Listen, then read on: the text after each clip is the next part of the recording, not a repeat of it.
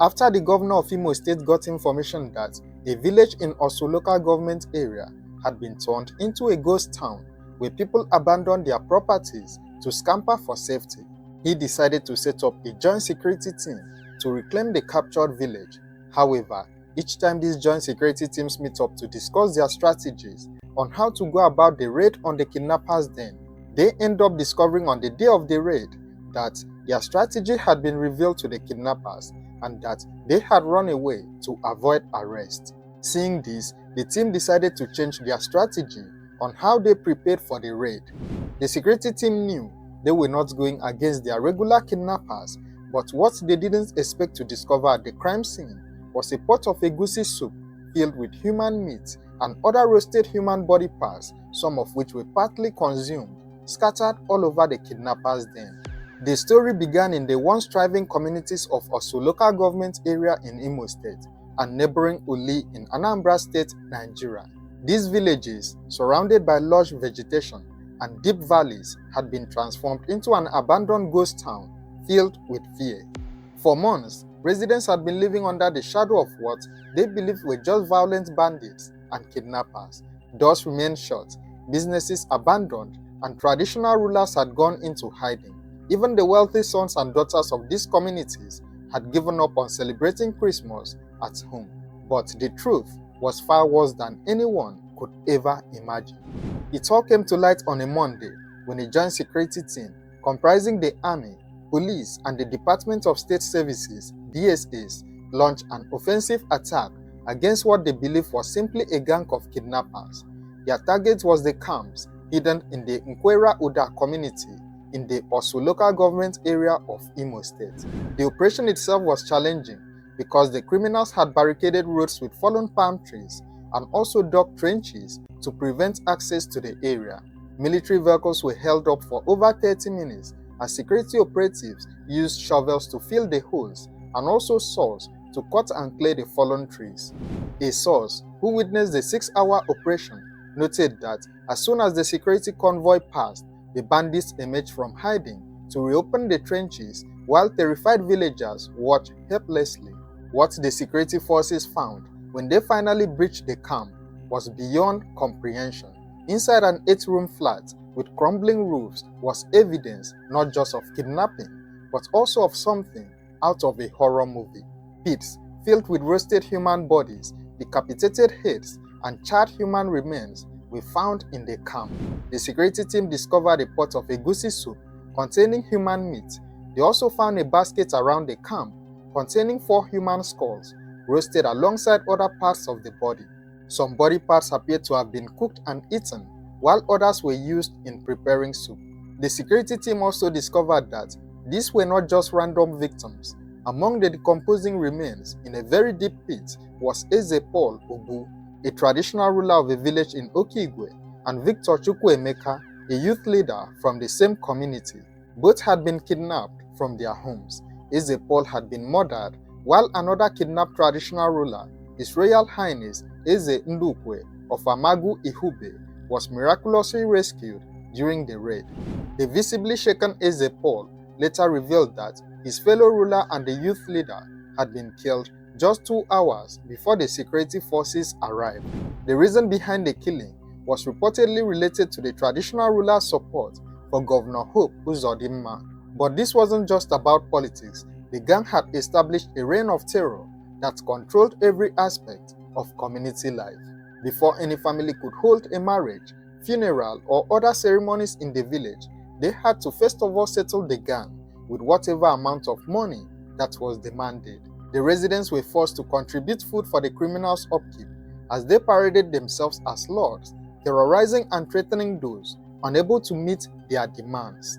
The criminals had even set up checkpoints near the house of a controversial pastor known in the area, where they collected money from motorists and levies from villagers conducting traditional marriages or building houses. No one dared to challenge them. What made their operations even more terrifying was their preparation.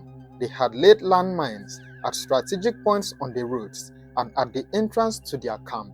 The topography of the area, which consisted of deep valleys and thick bushes, also provided easy routes for them to escape. The raid which took place between 2 a.m. and 4 a.m., resulted in a fierce gun battle. Several gang members were neutralized, while others escaped. The team recovered 4 vehicles, including a Toyota Hilux, a Tundra, and a school bus belonging to a community secondary school in the village.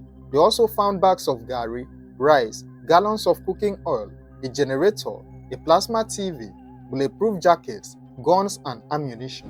The operation continued days later when security forces returned after an intelligence report suggested that the fleeing criminals were planning to regroup. During this follow-up mission, they began the grim task of exhuming the decomposing remains of Eze Paul Ubu, the youth leader, and other victims from the pit. A girl who was rescued by the security forces shared her harrowing experience at the hands of the kidnappers. So on Sunday, I'm supposed to go home. So they said that there is lockdown. So even give me warning, so my transport, so I will go. So they said that on Sunday there is lockdown. So I now say, okay, Tuesday I should go home before they cut me inside room. So one their commander tried to rape me this morning. Before he heard the gunshot and he ran away. I was the only one inside the room. They asked me to join them. I said no, I cannot. I cannot kill my fellow human being for nothing. So can you just narrate a little what the kind of things you've seen in that place? Yesterday afternoon, they killed one army man, and this man here, they kidnapped him in the night with one man, one fair man there. So they kidnapped them. They killed some. That day we came, they showed us human head that if we tell government anything about this case, that they are going to cut off our head. So what else did they do? They beat us. They even kill human being, kill them, roast the human being. I don't know anything. There are plenty. I cannot count. There are plenty. Both girls, both ladies, both kids. Many people. I cannot explain. Governor Hope Uzodimma, who briefed about the operation, expressed concern about how an entire local government area like Osu could be abandoned to criminals who killed, roasted, and ate human beings. He described the perpetrators as cannibals with no future and no plans. The governor, who had ordered the security forces to sustain their momentum and ensure people could return home for Christmas, claimed he was vindicated in his assertion that the insecurity in the state was deliberately sponsored and masterminded by disgruntled politicians who had sworn to make the state ungovernable for him. God answers prayers.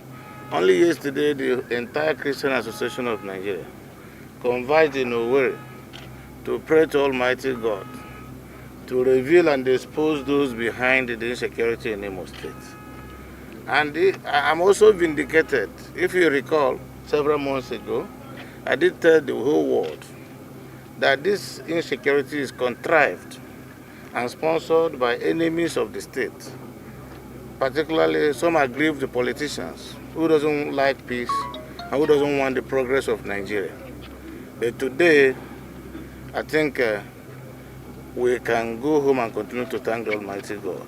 From what we have seen, you will not agree with me that these are ordinary criminals and bandits who has no future, who has no plan, who are killing human beings and roasting human beings, eating human beings, cannibals. How else are we supposed to treat this kind of idiots, if not to ensure that the law takes its course? Well, this thing has been around for some time. Oftentimes we discuss our strategies, and before they will be implemented, it is foiled by the group. Because of mutual suspicion, I think we have agreed to only discuss at the end of every operation. So I don't want to encourage security agencies to tell anybody how they intend to continue this fight. But I know the new strategy is working, and my government will give them every support they need to ensure that there is peace in Imo State, and then Imo people will be better off for it. What was considered more disturbing was the revelation that some villagers may have been accomplices to the criminals. Security operatives observed that whenever they removed barricades from the road and passed through, they would return to find the barricades replaced, suggesting that the locals were helping the gang and providing information about security movements. The leader of the joint security team explained that they were proceeding with caution as they destroyed the camp because the criminals had planted explosive devices, bombs, and mines in different parts of their hideout. The security operation continued, aiming to completely neutralize the threat and bring normalcy back to these communities. However, for the people who live under this reign of terror for months, the psychological scars would take much longer to heal. The once vibrant communities of Osu and Uli now face the long journey of rebuilding not just their towns, but also their sense of safety and trust. The security team stated that the area might require an air raid and a permanent military camp in order to sustain the successes recorded in the raid.